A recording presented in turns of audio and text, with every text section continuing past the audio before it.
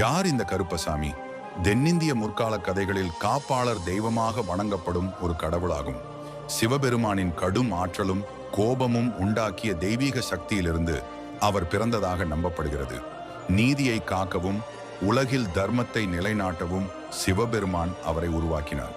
சில கதைகளில் தெய்வீக சக்தியான காளியை தீய சக்திகளுடனான போரில் உதவுவதற்காக அவர் உருவாக்கப்பட்டதாக கூறப்படுகிறது.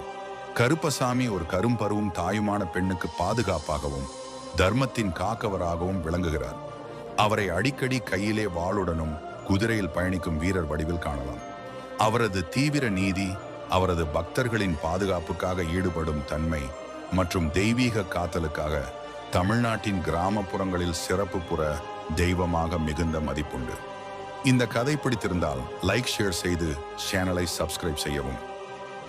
இந்த மாதிரி வீடியோஸ்லாம் பார்க்கணும்னா நம்ம சேனலை ஒரு லைக், சப்ஸ்கிரைப் பண்ணிக்கோங்க.